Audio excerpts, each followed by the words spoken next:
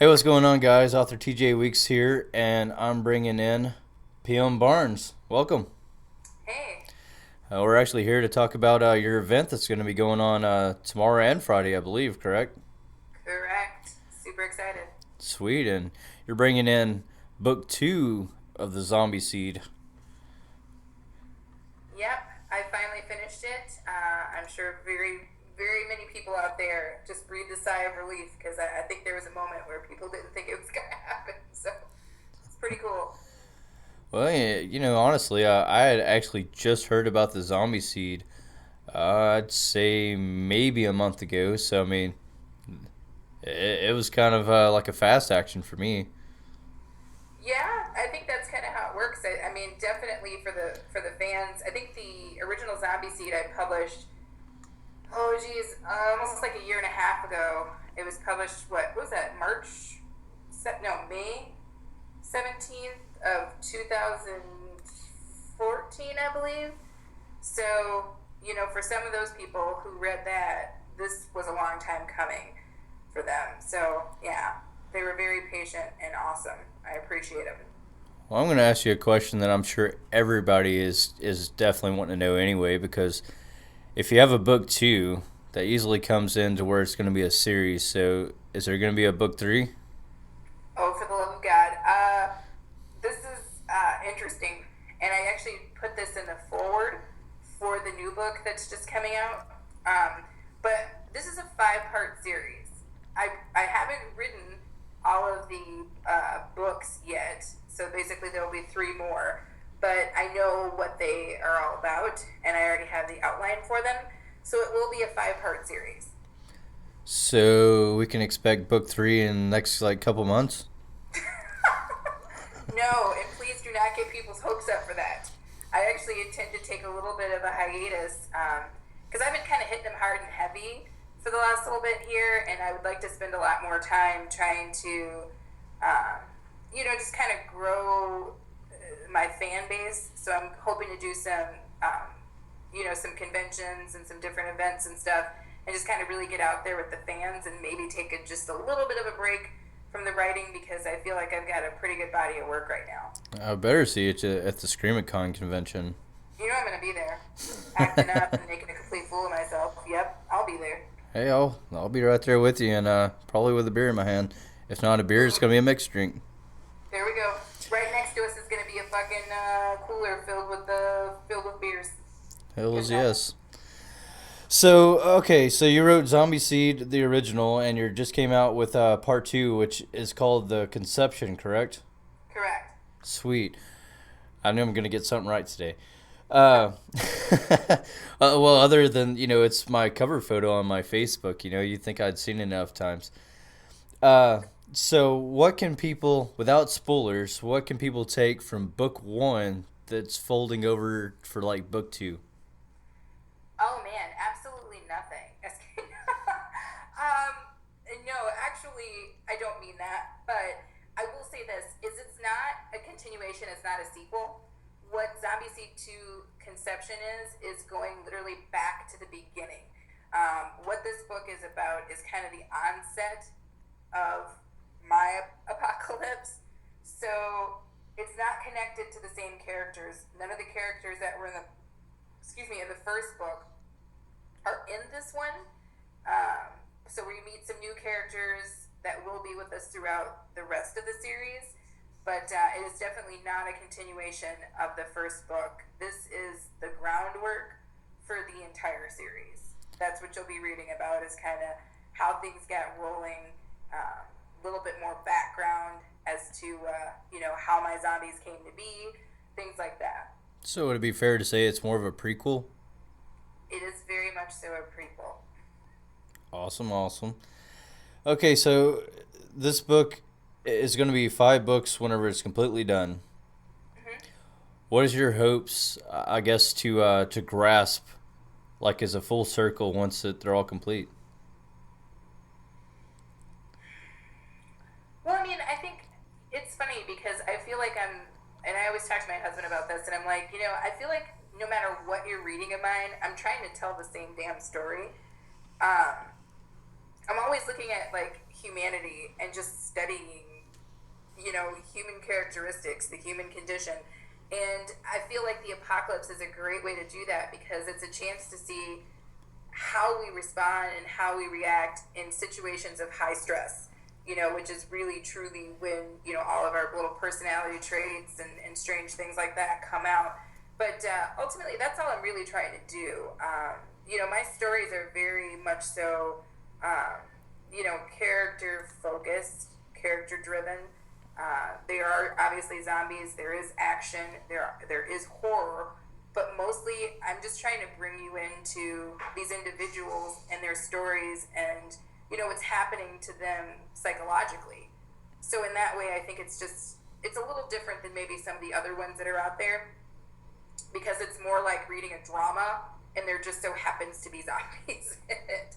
So yeah, mostly that's what I guess I'm trying to do. Awesome. I have to ask, and we actually talked about this on the Unfleshed podcast. The Devil Ate Me. Uh, how many books is that? That's a three. That's a 3 book series. Awesome. Well, is that counting? Because you put out one that had like all of them together, didn't you? Yeah, I can. I mean, that's all it is. Is it's just all it was just kind of bringing them all together, and then I added an afterword in there that's not present in the in the 3 separate installments. But otherwise, nothing's really changed about that story. It's the same as the 3 individual stories. They're just all in one place. Awesome, awesome. And yeah, that's definitely one that I still can't wait to read. Okay, the eggs. The eggs. I know was more of a short story. You were giving it away for free for a while. Uh, so what's kind of, I guess, without spoilers, more of about the eggs. Well, the eggs was something I sat down. It was one of and I know how this goes. It was one of those stories that kind of gnawed at me a little bit and was like, "Hey, write me, write me." And I sat down and I wrote it, and it was so short, and I was like, I can't see myself trying to get any money out of anybody for this. What can I do? And my husband was like, you know what? Why don't you just set that out there for charity? You've been doing a lot of these different charity events anyway. Why not just have one short story that that you use the proceeds to go to charity every month? So that's pretty much what we did. It's a great story for that because it's really about stepping outside of yourself and seeing the world from a different perspective, which to me is kind of the crux of charity anyway. So, it kind of fit pretty well. The first month that it was published, all of the proceeds went to the Autism Foundation, or I think it was the Autism Society actually. And last month, and then again this month, the charity is the Wounded Warrior Project. So yeah, just every month I try to get the readers to help me choose a charity, and all those proceeds go there. Awesome. And actually, that the anthology that actually you're going to be part of that I'm putting together for 2016, the Painted Mayhem, is actually going to be going for not necessarily the Wounded Warriors, but it's going to be going to families of PTSD. So, anyways, that's pretty cool as far as how you do that as well.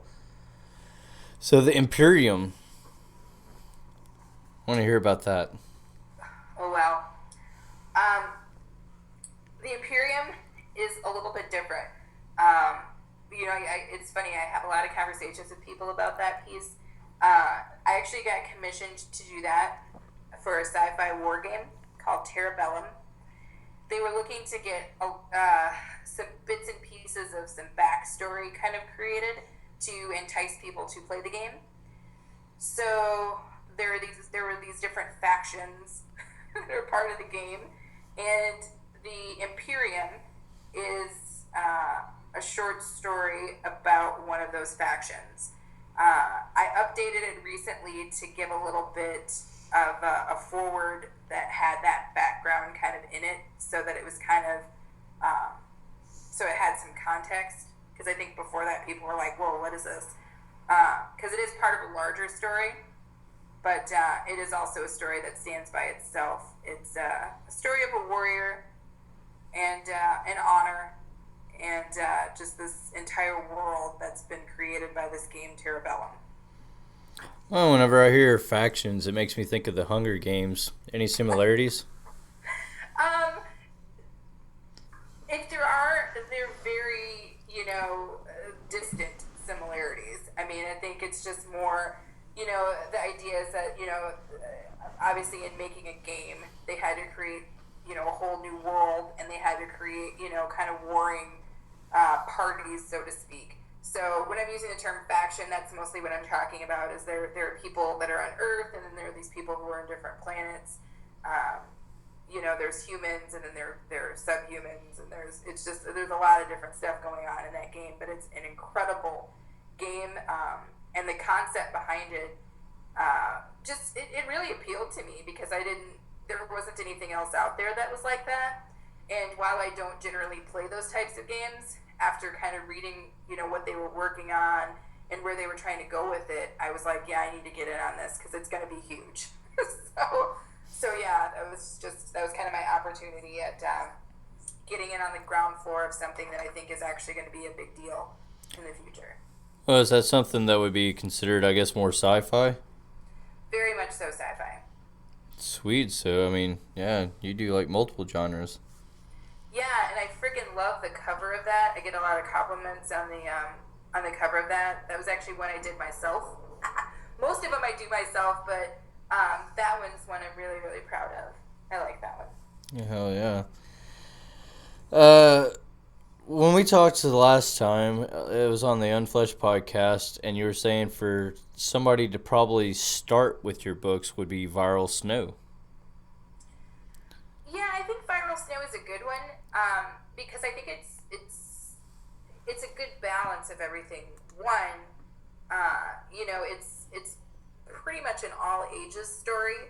I have work that spans from something like The Eggs or Viral Snow, or really even The Imperium, which is just anybody who could read it. There aren't really any curse words. There's no real mature subject matter. But then I also have something on the other end of that spectrum, like The Devil Ate Me, or say The First Zombie Seed, which maybe has some some imagery that's not for the under 18 crowd. So I think Viral Snow is a good place to start because of that, and also because it really gives you a good understanding of what it is that I'm trying to do all the time in my work. You've got a character again who is incredibly complex but likable, somebody that everybody can see themselves in. You have a storyline that moves very, very swiftly, but is also really robust and complete. I mean, there's just a lot going on there that I feel like is a good kind of entry into my world and my style of writing. Yeah. Well, here's one that I'm really interested in talking about, and the only reason why is because I actually have some books out there that are like this, and a lot of people don't know it. The Wandering Eye. Oh, The Wandering Eye. The Wandering Eye is my ace in the hole. I'm pretty sure at some point it's gonna be big. I feel like as an indie, I'm constantly trying to look at ways to like hedge my future bets. And like I said, I think kind of getting involved in the project with the Imperium and also the work on The Wandering Eye was just that. It's stuff that I don't necessarily know that the wide audience of readers are particularly gonna pick up on right now. But I do think that the fans that I have who are just so interested in the work that I do, it's resonating with them. They are buying copies of that book. But it is a bit on the pricier side because it's not a Kindle book. It's a coffee table book, and it is filled with art prints. So it's a little different, obviously, than picking up something that's a novel or whatnot. It is a piece of art that you're bringing home with you. So. And it's a lot of poetry, or? Yeah, it's about a decade worth of poems that are put together in kind of a chronological way. The book is broken down into three different sections. There's Chagrin, which is the section of the book that kind of houses all of the poems about kind of coming to an understanding and coming of age and just that awkward period that we all go through. The second part is Angst, which just has a bunch of poems that are super, super edgy and really, really dark. And then the third section is Temper, and that is more, once you've honed yourself and you come into an understanding and a place of comfort. So it's more like Temper and like what happens with metal when you make it pure. So it's more, so it's a little different, but it's a very, very incredible book. Lots of really powerful poems in there, and then of course it matches up with the graphic art prints that my husband did. So yeah, it's got a huge impact when you're holding it in your hand. It's a really, really nice book to look at. Hell yeah, because that's how I started out. Actually, I started out doing poetry, not necessarily poetry per se, but I started out, with doing old lyrics that I used to, or didn't use with my old band, and I didn't want them to go to waste, so I put them out as poetry. However, my first book got 2 sales, and one of those sales was me buying my own book. Well, it's funny because I think you and I were talking about this a little bit earlier, but and I'm pretty sure I always mispronounce this man's last name. Is it Jack Wallen? Oh, Wallen, yeah. Wallen. Okay. Yeah, he interviewed me in print once, and we were talking about the fact that I was doing, or that I had started off doing poetry, and he quoted me in that I said, poetry is like, beating off to your own baby pictures, because it is so self-indulgent. It's so very much so overly focused on your perception of things. And some of it can be really, really good, but some of it can be really, really bad because of that. You know what I mean? Because it's just, your take on things oftentimes gets blown up in your head, the importance of it. And that doesn't translate to the rest of the world. But good poetry does. And I feel like that's really what's in the Wandering Eye. And so far from the feedback that I've gotten, I feel like I did a pretty good thing there. So I'll tell you what, I don't really put mine out there, but since I started getting, I guess, bigger and started getting more fans and all that, I've actually only had one fan that's actually found one of my books of poetry, and they bought it, and anyways, they said they loved it. But, awesome. It's it's not something I really promote all that much because, I don't know. It's like one of those turning a new page, into my life, or a new chapter, So I mean, I don't know. It's it's like me putting out a novel. People expect you to do another novel. You put out a book of poetry and people like it, they expect you to do another book of poetry, and I don't want to. Yeah. So I agree, but I also think that, and I know you probably don't want to admit this, and shit, I don't like to admit it sometimes. It's slightly embarrassing. I don't know. I think it's because poets have this fucking gnarly, just kind of way of people thinking about them. Like if you're like, yeah, I'm a poet. People think about some pimply-faced, 15-year-old with a fucking notebook, scratching little fucking pictures and writing about girls they can't have or whatever. So I think I think it kind of comes with its own, it just comes with its own stigma. And I think sometimes, especially at least for me, I don't want to be related to that stigma. So a lot of times I don't talk as much about the poetry that I've done. I don't know. Whenever I think of poetry, I think of Edgar Allan Poe, and with the Raven and all his other stuff that he's done. And that was stuff that I guess I was more taught in school. Uh, but I mean, yeah, I wouldn't say that it was necessarily. I don't wouldn't say embarrassing, but it's just not something that I care to like continue to do. I guess I don't know. It's it's a tough subject. Yeah. Well, hey, I mean, it's good to know that you're not embarrassed by it. I'm embarrassed by very few things, and maybe embarrassed is not the word, but I would definitely say that I'm less likely to stand up and say that I've published all these things, all these pieces of poetry, than I am to stand up and say that I've published novels. So whether that's embarrassment or whether it's just not really giving it its full due or credit, I just think that there's a weird stigma about saying, "Hey, I write poetry." There's just Well, something different there, than saying to somebody, "Hey, yeah, I write, novels about zombies."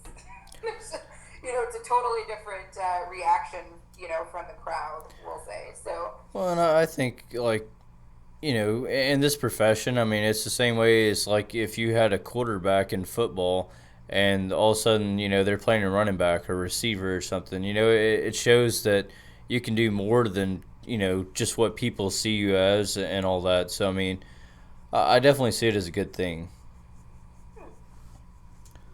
A lot of people don't look at it that way, and a lot of people would probably hate that reference tool right there because, football and writing's completely different.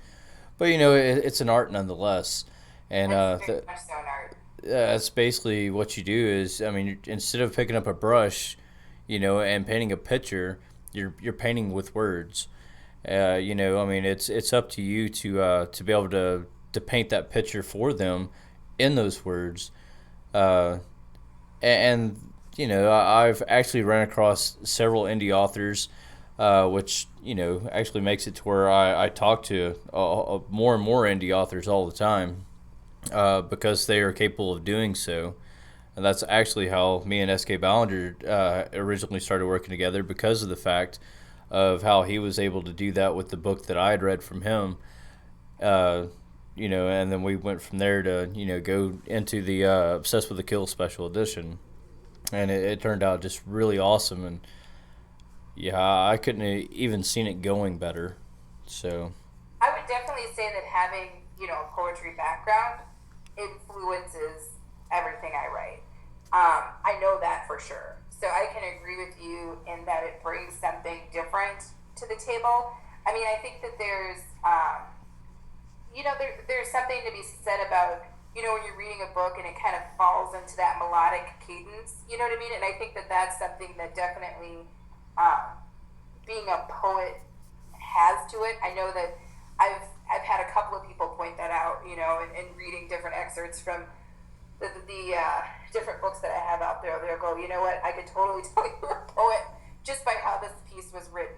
And I think just again too, like with some of the imagery, you know what I mean? It's like poets, we have a completely different approach, to description, yeah. than maybe somebody who is not a poet or who doesn't view the world that way. So I do think that it is definitely another tool in the bill. Like you were saying, it's definitely another aspect that you can bring. Um, Oh yeah, I mean, yeah, even the same way as I got challenged to do that romance book, and I don't care for romance. I don't watch romantic movies, etc. I actually won that challenge. It didn't really feel like victory to me, but it did prove the fact that I mean, I'm not just stuck to one thing. I am capable of doing multiple. It's just the fact that it's not what I want to do. right. So, well, real quick before we end this, you are about to be opening up your website. Let's hear about that. Yeah. Oh wow. My husband just told me that it's live right now, which is awesome. But we'll be rolling it out. It's really incredible. I mean, I know that I'm kind of late to the website, but what was really important to me is, and I know you probably know this, is that we've got our author pages and we've got Amazon author pages, and you got Twitter, and you got all these things that you have to maintain and upkeep. And I didn't want to add another thing to that list unless it was actually going to bring some benefit. I didn't want to just put up a website just to have a website up. I wanted it to be, different. So I worked with my husband, who is incredible, and he really brought my vision to life. So I have a website that's going to be launching tomorrow that's incredibly dynamic. This is not a flat page. This is something that moves. There'll be, links to, interviews like what we're doing right now, and other stuff that I've done. You'll be able to access all of my work with descriptions and teasers and videos, all from that page. I'm also going to be rolling out a weekly question on the website where you'll pop in every week. You'll see the weekly question. You'll answer it on my Facebook author page, and we'll be doing a drawing for a paperback for everybody who answers the question correctly every week. And that'll be happening right there on the website. So a lot of really positive things. It'll give people a chance to see which charity we'll be doing, for the month, for the, like I said, short story, The Eggs. There'll just be a lot of really cool things that are consistently, up there and giving people reasons to come in. And we'll just keep rolling out more, as time goes on. Just keep trying to make it bigger and better, and something that people really want to visit. Oh, hell yeah. I used Vistaprint opening up mine, and yeah, mine's pretty boring. Well, you need to see Aaron O's designs, because I'm telling you, once you see this, I've seen a lot of author web pages, and I'm talking about authors who like yourself and a lot of other people who are out here who are kind of big deals, and I put you in a big deal category, okay? So. Thank you. But at the end of the day, I think, again, people are like, well, I've got to have a website, and so they put one up, but they're not really thinking about, hey, what is this website really going to do?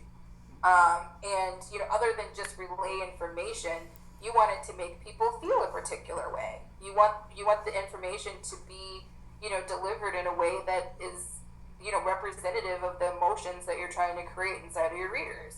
And, like I said, I think we truly put that together. So, I'm excited. Well, hell yeah, I'll definitely be looking into that tomorrow, as well as your brand new release of the Zombie Seed 2 Conception. Woohoo! And definitely going to be looking into the Devil Ate Me. Awesome. However, the moral of this interview is, this is for PM Barnes event that's going to be going on for Thursday and Friday, so definitely want to go through, and as I actually stated in my own personal update that I did right before I even started this with her, this is got set to a private event, but we have invited hundreds upon hundreds of people, and those hundreds upon hundreds of people should have invited hundreds upon hundreds of people, so we shouldn't have a problem with it regardless, right? No, I think it's going to be a pretty good crowd. I feel good about it. And hell yeah. But bottom line, by the time the event's done, is go buy her shit, go share her shit, and actually, show that support. Yes, that is what I would love. Well, I mean, that's how we get out there. If no matter what people look at into the whole, social networking, most people copy and paste a bunch of shit, and it never gets seen by anybody. So regardless of what people think, it's still word of mouth that's going to push it out there. So unless you go tell somebody, then they're probably not going to know about it. And even if they see it go across your page, they're probably not going to go check it out, because it's just, one more link that they're just seeing go across your page. So, take a time and actually go tell people about it and go buy it. From the mouth of a genius, ladies and gentlemen, TJ Weeks.